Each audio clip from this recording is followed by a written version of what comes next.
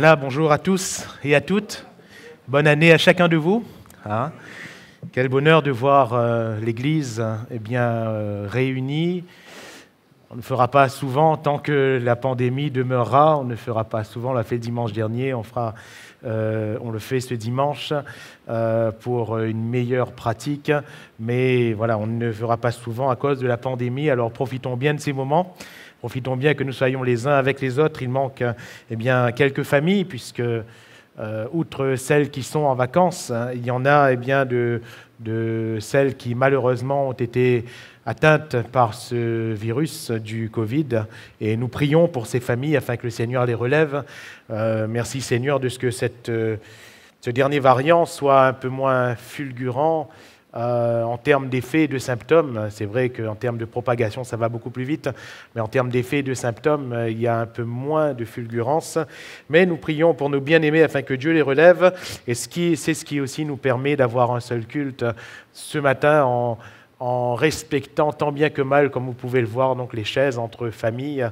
Et nous comptons sur la grâce de Dieu pour que nos vies, chacun de nous, nos vies soient protégées. Comme le disait le pasteur Samuel en introduction, il y a certains de nos frères et de nos sœurs à La Réunion qui n'ont pas le privilège de pouvoir se réunir ce matin, justement à cause de clusters qui sont apparus au sein de leur paroisse. C'est pour cela qu'on vous demande aussi la plus grande prudence. C'est pour cela que nous avons préféré ne pas partager le repas du Seigneur ce matin pour éviter au maximum les contacts et pour réduire également notre temps de culte afin de limiter au maximum d'éventuelles propagation. Néanmoins, nous sommes là pour louer le Seigneur. Alléluia.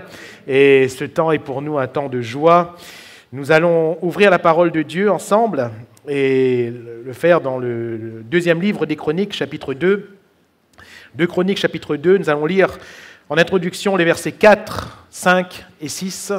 2 Chroniques 2, versets 4 à 6.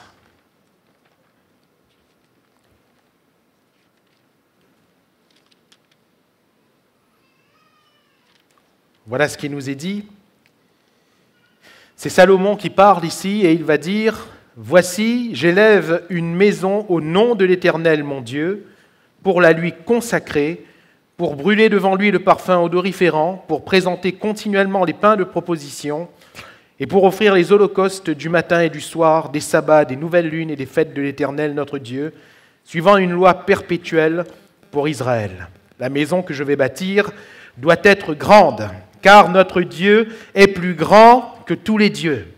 Mais qui a le pouvoir de lui bâtir une maison, puisque les cieux et les cieux des cieux ne peuvent le contenir? Et qui suis-je pour lui bâtir une maison, si ce n'est pour faire brûler des parfums devant lui? Amen. Gloire à Dieu.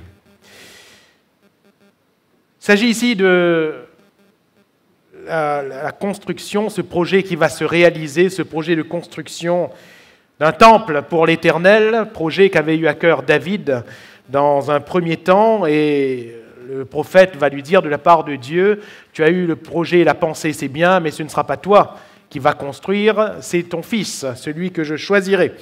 Et Salomon donc a reçu ce mandat pour bâtir, pour construire. Quel mandat avons-nous reçu, frères et sœurs? Eh bien, nous avons reçu le mandat de la part de Dieu pour construire sa maison, pour construire l'Église. En tant que quoi? En tant que pierre vivante. Nous sommes tous et toutes des pierres vivantes d'un édifice spirituel et l'architecte est le Seigneur. Cette construction du temple est l'image, une image bien faible, même si le temple, oui, d'un point de vue humain, il était grandiose. Mais le Seigneur n'a pas attaché une importance absolue à ce temple fait de main d'homme. Dieu n'habite pas dans des temples faits de main d'homme. Mais les choses de l'ancienne alliance n'étant que l'ombre de ce qui devait venir, de la nouvelle, le Seigneur nous donne ici une faible image de ce qu'il veut. Et ce qu'il veut, lui, ce qu'il bâtit, ce n'est pas une maison faite de main d'homme. Lui, ce qu'il bâtit, c'est une maison faite de ses mains. Je bâtirai mon Église. Et les portes du séjour des morts ne prévaudront point contre elle. Nous sommes donc ces pierres vivantes. Et la construction, frères et sœurs, doit se faire, non pas sans nous. Si nous sommes des pierres vivantes, il ne faut pas voir dans l'absolu une instrumentalisation du Seigneur. Dieu n'est pas un dictateur sur notre vie. Oui, le maçon, quand il prend une pierre, il prend la pierre, il la pose. Que lui dit la pierre? La pierre ne lui dit rien. La pierre ne réagit pas dans ses mains. S'il veut découper la pierre, il la découpe. S'il veut casser la pierre parce qu'elle n'est pas bonne, il la casse. Mais le Seigneur nous aime. On ne peut pas dire la même chose du maçon au sujet des pierres qu'il utilise. Le Seigneur, il nous aime. Et comme il nous aime, il respecte notre liberté, il respecte notre volonté. Et la question est celle-ci, voulons-nous être des pierres vivantes entre les mains du Seigneur? Et voulons-nous être des constructeurs de ceux qui, avec le Seigneur, bâtissent le temple, bâtissent l'Église? Une construction avance en fonction de beaucoup de choses. Elle avance ou elle s'arrête en fonction de plusieurs facteurs. Je me souviens lorsque nous avons eu la grâce, avec mon épouse, de pouvoir construire à l'époque notre maison sur Saint-André. On voulait que ça se fasse très vite, parce qu'on avait hâte de venir y habiter. On voulait que ça se fasse très vite. Parfois, on voulait aller plus vite que la musique. La maison en elle-même, elle s'est faite en à peu près 9 mois, donc c'est quand même assez rapide pour une construction. Mais nous, on voulait encore plus vite. On voulait aller plus vite. Seulement, il y a des facteurs qui ne dépendent pas de nous. On avait pris un constructeur et à partir de plans, il a travaillé. Premier facteur extérieur, vous savez, on est à Saint-André, et qu'est-ce qu'il y a à Saint-André? Même ce matin, il y a la pluie. Voilà. Il y a la pluie. Il y a 365 jours dans une année, j'ai l'impression qu'à Saint-André, il y a la pluie pendant 400 jours par an. Il pleut. Pourtant, on est en plein été et ces 3 derniers jours, des jours de fête, on avait l'impression qu'on était en hiver. Tellement il pleut. Il pleut. Et cette pluie avait retardé la construction. Et mes chers amis, il y a des choses qui sont extérieures face auxquelles nous ne pouvons pas grand-chose. Des événements qui arrivent, qui sont là pour secouer l'Église. Des choses qui arrivent et qui sont au-delà de notre portée. Nous n'y pouvons pas grand-chose. Parfois nous subissons, parfois nous portons et nous relevons la tête, nous prenons courage et nous avançons. Alléluia. Ça fait partie de l'œuvre de Dieu. Mais ce n'était pas ce qui ralentissait le plus. Quand je parle de la pluie, ce n'était pas ce qui ralentissait le plus. Vous savez ce qui ralentit le plus? Dans le domaine du bâtiment, et là, à Saint-André, à Saint-Louis, dans toute la Réunion, dans le monde entier, c'est la gestion des interventions. On a le maître d'œuvre et il met en place un planning. Et chacun doit intervenir selon son corps de métier. Celui qui fouille doit intervenir là. Ceux qui posent les pierres, comme disait à la Réunion, ils montent la caisse. Alors eux, ils ont un peu plus de travail sur plusieurs jours. Celui qui pose la charpente, la toiture, il doit intervenir là. Ensuite, le peintre, le carreleur, etc., suivant l'ordre qu'on va donner. Imaginons qu'à un seul moment, celui qui pose la toiture, il ne vienne pas poser la toiture. Qu'est-ce qui se passe? Le carreleur ne peut pas poser le carrelage. Le peintre, il ne peut pas peindre l'intérieur. Ça ne peut pas se faire. Tout est bloqué. Pourtant, il y a bien un maître d'œuvre, il y a un architecte. Mais si chacun ne fait pas ce qu'il doit faire, si chacun n'est pas là où il doit être, la construction n'avance pas.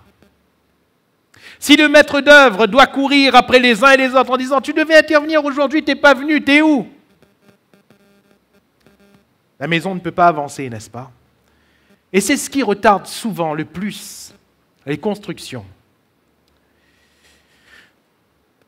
Frères, sœurs, est-ce qu'en tant que pierre vivante, nous sommes bien à notre place? Est-ce qu'en tant que pierre vivante, nous remplissons bien ce que Dieu nous a donné? Ainsi, nous comprenons que si la construction du temple, c'est la construction de l'Église, Paul va rajouter ceci, 1 Corinthiens 3, 16, 17, « Ne savez-vous pas que vous êtes le temple de Dieu et que l'Esprit de Dieu habite en vous? Si quelqu'un détruit le temple de Dieu, Dieu le détruira. Car le temple de Dieu est saint et c'est ce que vous êtes. » Et il va rajouter 1 Corinthiens 6, 19, « Ne savez-vous pas que votre corps est le temple du Saint-Esprit qui est en vous, que vous avez reçu de Dieu et que vous ne vous appartenez point à vous-même, car vous avez été rachetés à un grand prix. Glorifiez donc Dieu dans votre corps et dans votre esprit qui appartiennent à Dieu. Amen. » Qu'est-ce que ces versets nous apprennent? Paul parle à cette église de Corinthe, qui en soi spirituellement est la maison de Dieu, et le temple que Dieu construit. Jésus a dit, je bâtirai mon église. Mais il leur dit à chacun, vous êtes le temple. Vous êtes le temple. Et cela m'amène à me poser cette question, comment est-ce que je suis en train de construire ma vie? Parce qu'il y a une relation indéniable entre les deux. Suivant la manière dont je me construis, je construis aussi l'Église. Alléluia. Selon la manière dont je me construis, selon la manière dont je me conduis, l'Église avance ou pas? L'Église avance ou pas? Ma conduite personnelle encourage ou pénalise l'œuvre de Dieu? Que va dire Paul concernant sa conduite à lui? Dans Philippiens, chapitre 1er, versets 12 à 14. Philippiens 1, 12 à 14. « Je veux que vous sachiez, frères, que ce qui m'est arrivé a plutôt contribué au progrès de l'Évangile. » Alléluia. En effet, dans tout le prétoire et partout ailleurs, nul n'ignore que c'est pour Christ que je suis dans les liens, et la plupart des frères dans le Seigneur, encouragés par mes liens, ont plus d'assurance pour annoncer sans crainte la parole. Amen. Par sa conduite, il encourage l'œuvre. Alléluia. Par sa conduite, l'Église se construit. Par sa conduite, Jésus a la possibilité de faire avancer son œuvre. Sachons-le, le Seigneur fera son œuvre de toute façon. Alléluia. De toute façon. Il fera son œuvre. Et si nous ne remplissons pas ce que nous devons remplir, le Seigneur en a prévu plein d'autres. Il fera son œuvre. Le Seigneur n'est pas lié à un homme. Cependant, et je le répète, notre conduite personnelle pénalise ou encourage l'œuvre de Dieu. Et j'aimerais vraiment que l'on considère une chose ce matin. Même si je n'ai pas une tâche dans l'Église, même si je ne suis pas plus visible qu'un autre dans la foule de l'Église, ce que je fais dans ma vie pénalise l'Église ou encourage l'Église. Ce que je vais faire dans ma vie en termes de pureté, de sanctification, nous le verrons tout à l'heure, va permettre au Seigneur de construire son œuvre. Ce que je vais accepter dans ma vie comme péché, comme chose mauvaise, va malheureusement pénaliser toute l'Église. Et c'est ça la réalité. Retenons ce que va dire Salomon. La maison que je vais bâtir doit être grande, car notre Dieu est plus grand que tous les dieux. Alléluia. Regardez ceux qui servent des idoles. Regardez ce qu'ils s'imposent. Regardons la discipline dans laquelle ils s'entretiennent. Regardons tout ce qu'ils font. Notre Dieu n'est-il pas plus grand que tous les dieux? Notre Dieu n'est-il pas vivant par rapport à ces idoles qui sont mortes, qui sont muettes? Notre Dieu n'est-il pas tout-puissant? Frères et sœurs, notre maison doit être plus grande. Notre construction doit être plus grande. Nous devons voir plus grand concernant l'œuvre de Dieu. Alléluia. Concernant donc cette œuvre, ce temple qui devait être bâti, comment est-ce que le Seigneur allait être glorifié? Comment le grand Dieu allait-il avoir donc cette grandeur dans la construction? Parce que je le répète, il ne s'agissait pas de l'or, des pierres qui allaient être choisies, du bois taillé. Toutes ces choses étaient précieuses.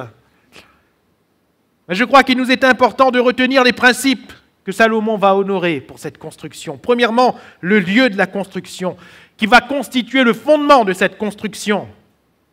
2 Chroniques, chapitre 3, verset 1er, 2 Chroniques 3, verset 1, nous dit « Salomon commença à bâtir la maison de l'Éternel à Jérusalem, où ça, sur la montagne de Moria, ou Moridja, qui avait été indiquée à David, son père, dans le lieu préparé par David sur l'aire d'Ornan, le Jébusien. »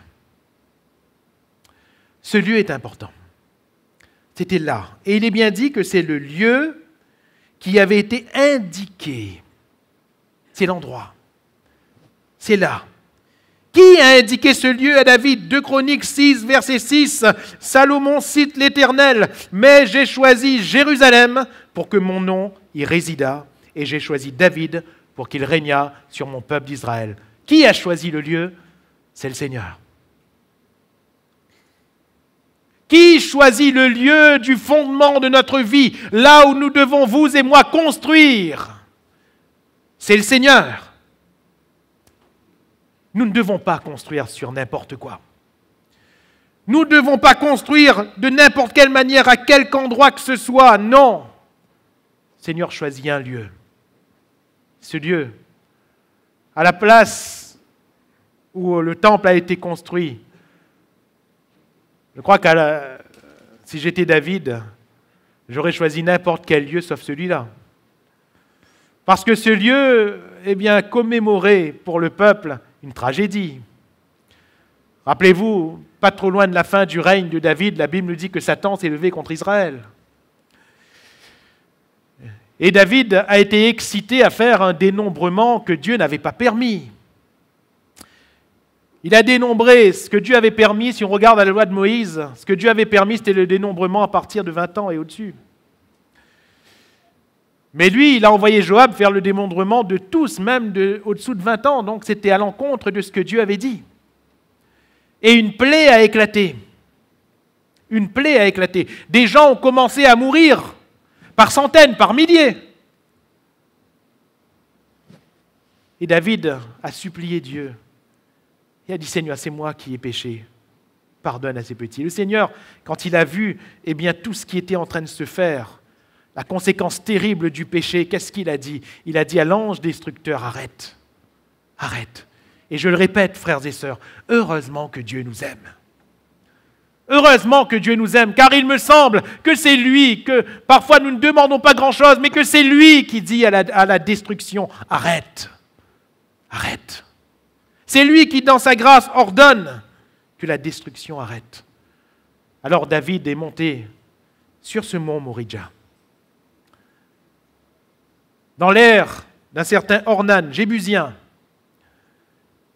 Et il a offert là, parce que l'ange de Dieu s'était arrêté là, il a offert là le sacrifice pour que la plaie s'arrête définitivement et que la grâce soit accordée à tout le reste du peuple. C'est là. Alors ça rappelait quand même cette tragédie. Mais ça rappelle quand même aussi que Dieu est le Dieu qui fait grâce. Alléluia. Et David retient que c'est le lieu où Dieu va faire grâce. C'est là. C'est là.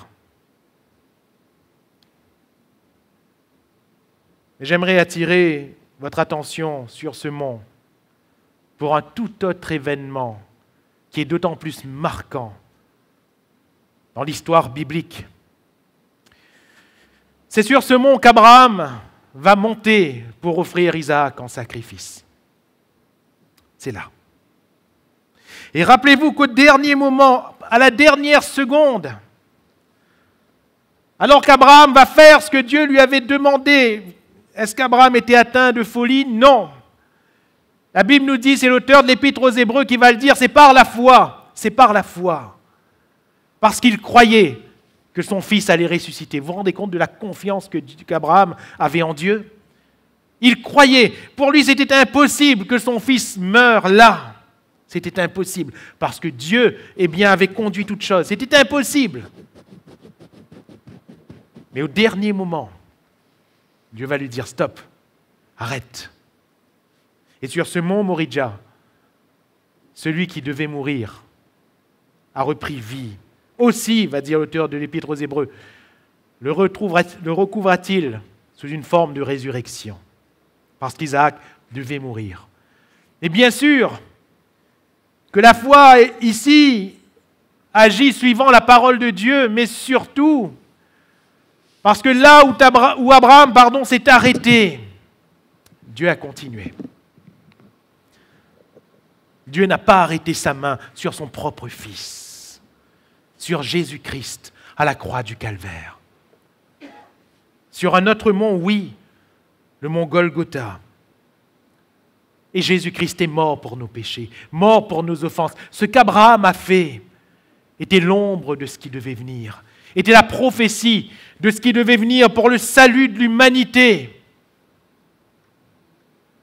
D'où la légitimité de ce lieu, Moridja.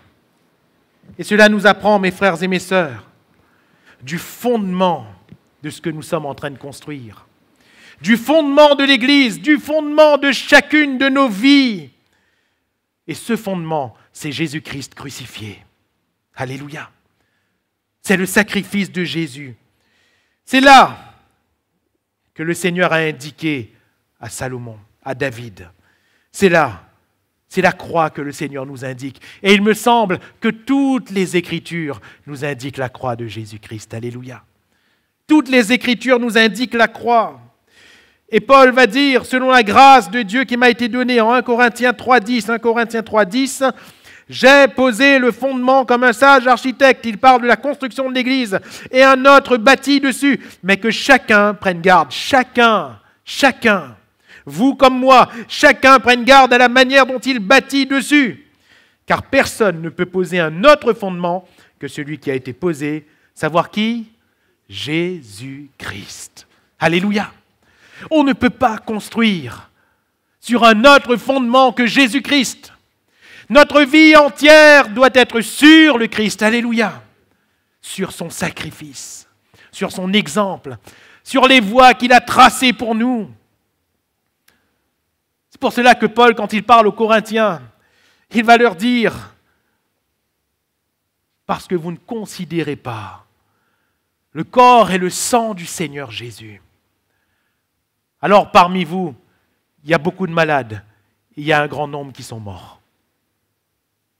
Votre non-considération personnelle amène le défaut sur toute l'assemblée. Et ce sont des paroles qui certes peuvent sembler dures, mais c'est quand même une réalité spirituelle, frères et sœurs. La manière dont je construis impacte positivement ou négativement toute l'Église. Toute l'Église.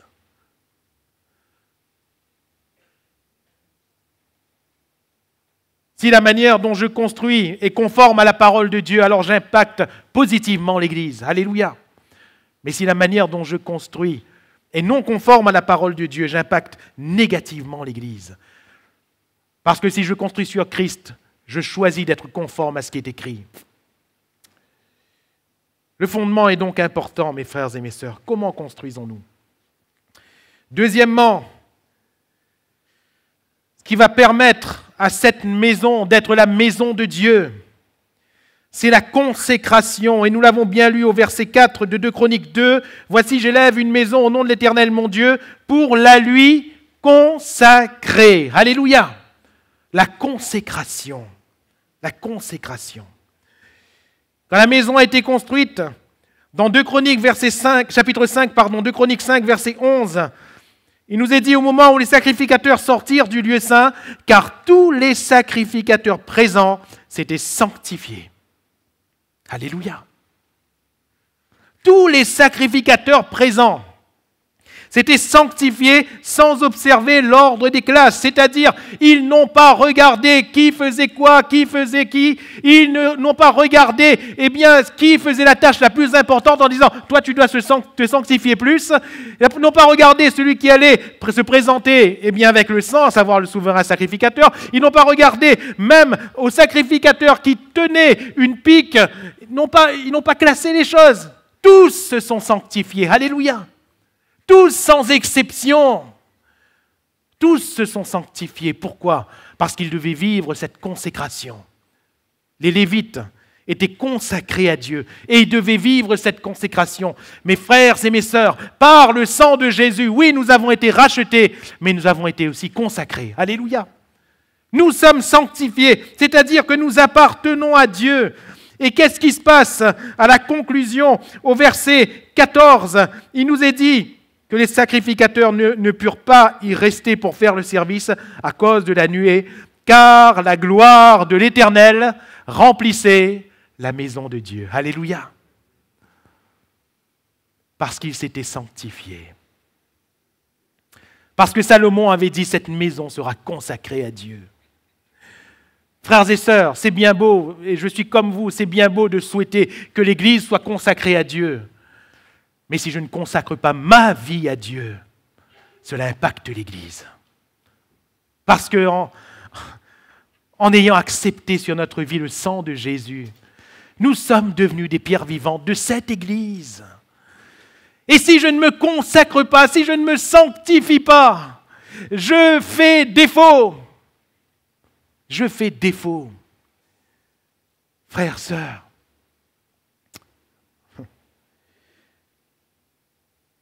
j'ai mes défauts, vous avez vos défauts, nous avons chacun nos défauts, n'est-ce pas ? Ça, ce n'est pas trop grave. Mais par contre, ce qui est grave, c'est quand on fait défaut. Je préfère avoir mes défauts et ne pas faire défaut. Suivant la manière dont on construit, suivant notre sanctification ou pas. Et si nous sommes consacrés à Dieu, forcément, nous nous démarquons du monde, du péché, de ses attraits. Nous nous démarquons. Et en cette nouvelle année, nous sommes le 2 janvier 2022. Si certains vont faire leur cérémonie, si certains vont couper leur cabri, si certains vont faire leur rite et suivre leur tradition, nous, frères et sœurs, n'avons-nous pas des choses à couper dans notre vie ? À tes résolutions répondra le succès. N'avons-nous pas des choses à couper dans notre vie ? N'avons-nous pas des choses à voir et à revoir dans notre vie personnelle ? Nous l'avons chanté tout à l'heure, « Je m'abandonne ».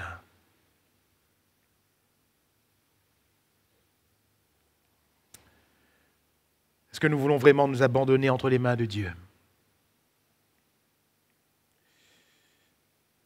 Nous l'avons chanté tout à l'heure. Donne-moi un cœur tout entier. Est-ce que ce n'est qu'un chant ? Ou est-ce que nous voulons que le Seigneur nous change complètement ? Pour cela, il faut se consacrer. Il faut être à Dieu. Alléluia. Troisièmement, donc, premièrement le fondement, deuxièmement une maison consacrée. Troisièmement, une maison de louange. Une maison de louange. Je reprends ce passage de 2 Chroniques 5, verset 11, et nous allons lire l'ensemble du verset 11 au verset 14. Au moment où les sacrificateurs sortirent du lieu saint, car tous les sacrificateurs présents s'étaient sanctifiés sans observer l'ordre des classes, et tous les Lévites qui étaient chantres, Asaph, Éman, Jéduthun, leurs fils et leurs frères, revêtus de byssus, se tenaient à l'orient de l'autel avec des cymbales, des luttes et des harpes, et avaient auprès d'eux 120 sacrificateurs sonnant des trompettes. Et lorsque ceux qui sonnaient des trompettes et ceux qui chantaient, s'unissant d'un même accord pour célébrer, pour louer l'Éternel, firent retentir les trompettes, les cymbales et les autres instruments, et célébrèrent l'Éternel par ses paroles, car il est bon, car sa miséricorde durera toujours. En ce moment, la maison de l'Éternel fut remplie d'une nuée. Et la gloire de Dieu était là. Alléluia. Il y a eu la consécration, il y a eu la louange.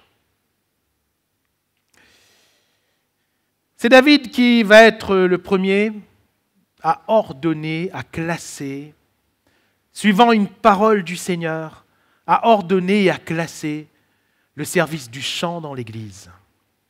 Et voyez-vous, si encore aujourd'hui dans l'Église et dans nos conférences, nous chantons, ce n'est pas pour passer le temps. Si nous chantons, ce n'est pas pour faire joli. Si nous chantons, ce n'est pas pour installer une ambiance. Si nous chantons, c'est pour louer le Seigneur. Car il est digne de louange. Il est digne d'adoration. Il est digne d'acclamation. C'est Dieu qui l'a voulu. Et Dieu va inspirer le prophète. Et le prophète va le dire à David. Et David va mettre en place. Et vous voyez, Dieu veut, mais Dieu a déjà ses hommes, ses femmes qu'il a choisis d'avance.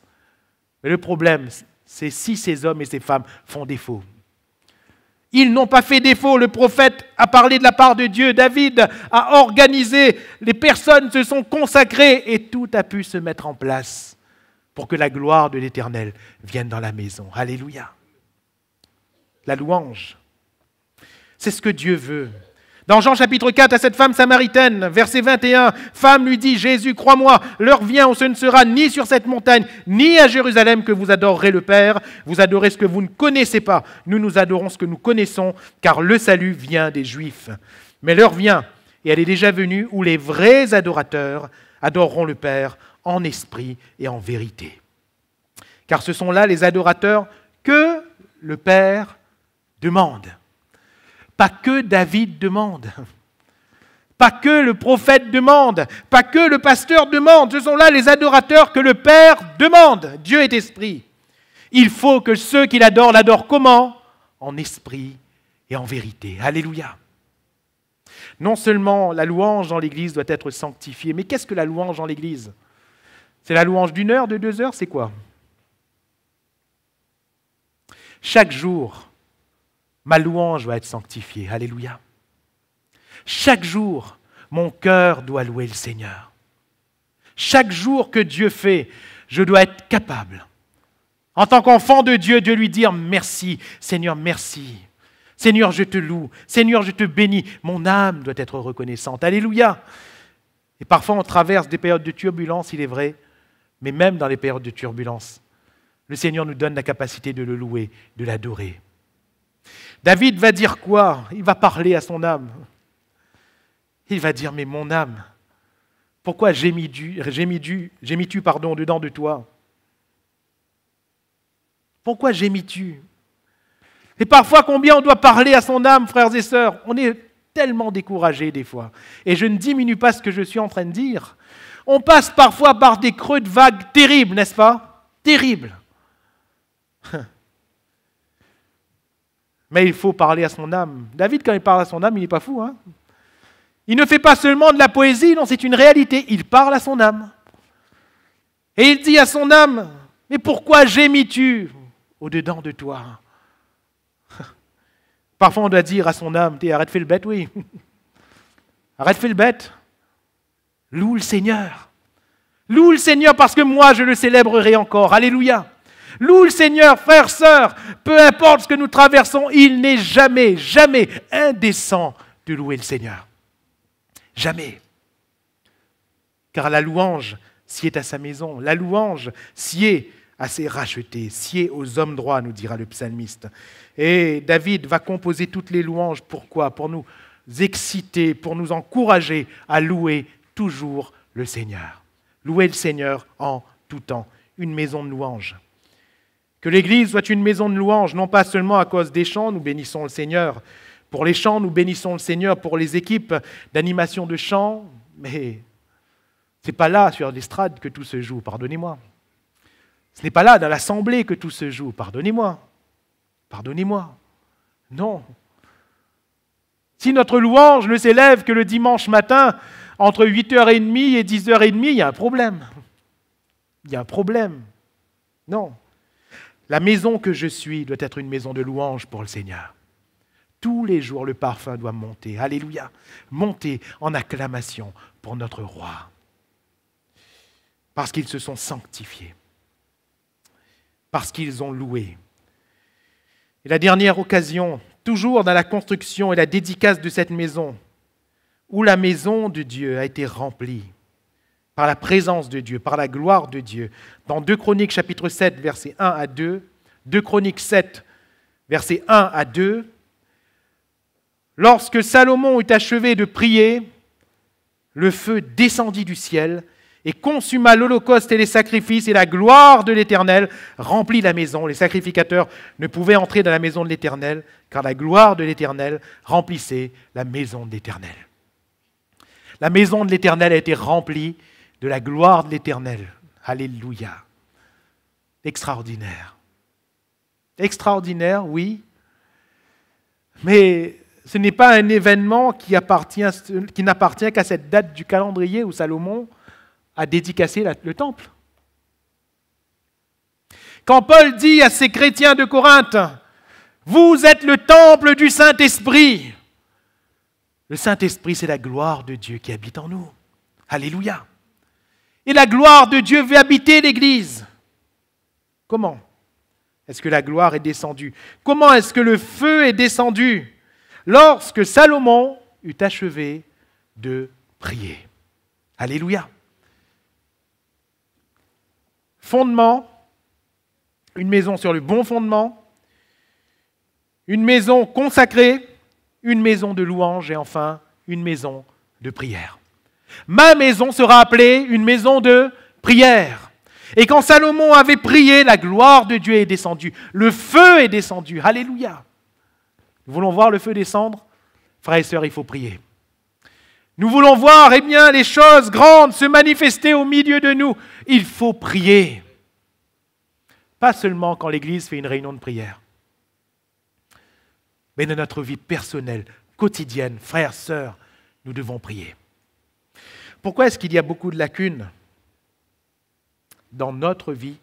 Pourquoi est-ce qu'il y a beaucoup de lacunes dans ma vie personnelle? C'est parce que j'ai abandonné l'autel de la prière. J'ai abandonné la maison de prière. Je ne prie plus. Je n'ai fait de la prière qu'un point religieux de mon quotidien. Je n'ai fait de la prière que quelques balbutiements. Frères et sœurs, remarquez une chose avec moi. À chaque fois que nous prenons le temps de prier, Dieu nous bénit. Alléluia. Dieu nous répond. Il répond à la prière. C'est merveilleux, n'est-ce pas? Si on compare, aux idoles, c'est merveilleux. Parce que notre Dieu est le seul Dieu qui répond quand on crie à lui. Il ne répond pas à un rite. Il ne répond pas à une tradition. Il répond à notre prière. Si l'Église veut prier. Mais l'Église, c'est qui? C'est chacun de nous. Ce n'est pas seulement quand on se réunit dans une réunion. L'Église, c'est toi, c'est moi, dans une vie quotidienne. Est-ce que la prière est encore présente dans ma vie quotidienne? Pourquoi est-ce que tu n'y arrives pas? Tu te poses la question? Moi, je te repose une question. Où est la prière dans ta vie? Où est la prière? J'ai vu le Seigneur relever des situations perdues par la prière. Et je vous témoigne de ce que j'ai vu. Des situations perdues. J'ai vu des couples divisés être reconstruits par la prière. J'ai vu des enfants revenir vers leurs parents par la prière. J'ai vu des enfants de chrétiens perdus revenir au Seigneur par la prière. Si nous voulons faire de notre maison une maison de prière. J'ai vu le Seigneur pourvoir miraculeusement à des besoins par la prière. Par la prière. Et par la prière, Dieu veut pourvoir à sa maison. Alléluia. Par notre prière. C'est pour cela que Jésus va dire à ses disciples, priez le maître de la moisson, qu'il envoie des ouvriers dans la moisson. Alléluia. Qu'il envoie des ouvriers dans la moisson. Pour que la maison se construise, il faut que le Seigneur envoie des ouvriers. Et il n'y a que lui qui puisse envoyer. Il n'y a que lui. Alors, mes frères et mes sœurs, pour ne pas prendre trop de temps, nous sommes bien conscients que chacun de ces points aurait pu être facilement creusé davantage. Mais je laisse ces quelques paroles sur votre cœur et en conclusion. Comment suis-je en train de me construire? Parce que c'est là la construction de l'Église. Oui, le Seigneur, le Seigneur, il pourrait se passer de moi. Mais il m'aime tellement, il nous aime tellement, qu'il a choisi de faire avec nous finalement. Si je suis passé par la croix et par le sang précieux de Jésus, je suis une pierre vivante. Même si les autres ne connaissent pas mon nom, Dieu, il me connaît. Même si, dans l'Église même, je ne suis pas trop connu, Seigneur, il me connaît parfaitement. Et il m'a pris et il m'a placé dans son temple, dans l'Église, comme une pierre vivante. Comment suis-je en train de construire? Ou plutôt, comment suis-je en train de me construire? C'est ce qui va être déterminant pour la maison de Dieu. Comment suis-je en train de me construire? Si je suis en train de me construire par le péché, par la médisance, par le découragement, oui, cela va impacter l'œuvre de Dieu. Et l'œuvre de Dieu, au moment où je vous parle, est malheureusement impactée. Mais si ce matin, je veux me construire en fondant le tout sur le Christ, et il faut tout ramener sur Jésus, alléluia, et sur sa parole. Si je veux construire dans la consécration, si je veux construire dans l'adoration, dans la louange, si je veux construire dans la prière, alors je ne vais impacter que positivement l'Église, la maison de Dieu, parce que je serai moi-même le temple du Saint-Esprit, une maison pour sa gloire. Que cette nouvelle année, cette année 2022, après ce temps d'arrêt, il est vrai, mais je crois que ça nous a piégés, je le dis premier, ça m'a piégé moi-même. Ce temps Covid, qui n'est pas fini, mais qui a constitué en beaucoup de points un temps d'arrêt, ce temps ne doit pas arrêter l'œuvre de Dieu, ne doit pas arrêter l'avancement de l'Église du Dieu vivant, qui est la colonne et l'appui de la vérité. Il faut que l'Église avance matériellement, et nous remercions le Seigneur pour tout ce qui a été fait. Ça semble de petites choses, certes, les choses de la terre n'héritent pas le royaume de Dieu, mais ça aide quand même à l'avancement de l'œuvre de Dieu, et nous bénissons le Seigneur pour tous les frères, pour toutes les sœurs, qui par leur capacité se mettent à l'œuvre pour le Seigneur. Même s'ils donnent un coup de balai, c'est pour le Seigneur qu'ils le donnent. Alléluia. Et ça n'a pas de prix. Ça n'a pas de prix. Même s'ils ont cassé quelques vieux carrelages dans les toilettes pour réaménager, c'est pour le Seigneur qu'ils l'ont fait. Et ça n'a pas de prix. Même si ce qu'ils ont fait les a gardés dans l'anonymat, c'est pour le Seigneur qu'ils l'ont fait. Et l'œuvre de Dieu avance. Parce que des hommes et des femmes font les choses, non pas seulement pour rendre un service à Dieu, non, mais ils font les choses avec un cœur entier pour la maison de Dieu. Alléluia. Il faut que l'Église avance, non seulement dans le matériel, dans le service. Et il faut que chacun de nous soyons encouragés. Je sais que ce n'est pas facile, et je le dis le premier, ce n'est pas facile. Mes frères et sœurs, si les choses étaient faciles, nous n'aurions pas besoin de persévérance, n'est-ce pas? Si les choses étaient faciles, nous n'aurions pas besoin de force. Si les choses étaient faciles, nous n'aurions pas besoin de consolation. Mais le Seigneur nous donne la consolation. Il nous donne la force. Il nous donne la persévérance pour que nous tenions ferme. Et j'encourage tous ceux qui servent à tenir ferme. Alléluia. À être forts dans le Seigneur. Il faut que l'Église avance. Surtout dans le travail spirituel. Merci au Seigneur pour ce qu'on a. Mais nous prions le Seigneur qu'il augmente, qu'il multiplie. J'ai cité tout à l'heure, priez le maître de la moisson qu'il envoie des ouvriers dans sa moisson, car c'est sa moisson, alléluia.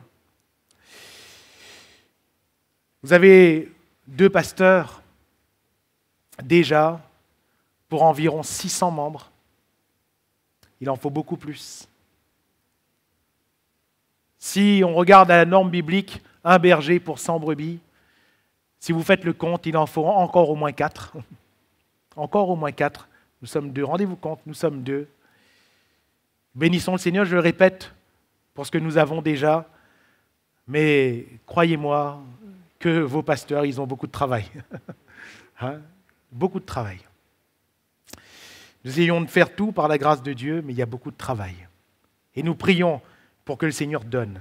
Nous ne voulons pas prendre des hommes à l'appel. Nous ne voulons pas choisir des hommes suivant nos critères en disant « oui, celui-là il me plaît bien, je le prends, celui-là il me plaît bien, je le prends ». Non.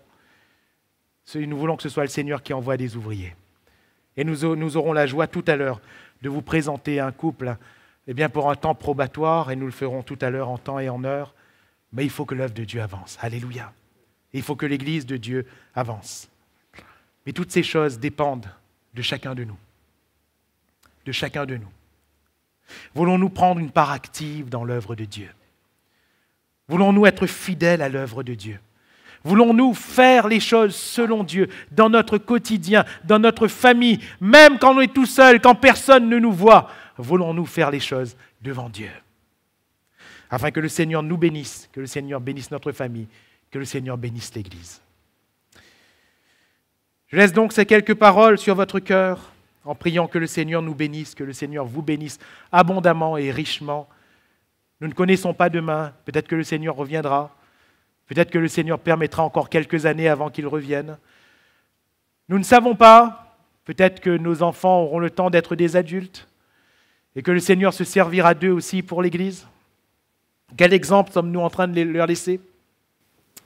Toutes ces questions sont bonnes. Mais en tout cas, ce matin, au 2 janvier 2022, que le Seigneur nous bénisse et que le Seigneur vous bénisse tous.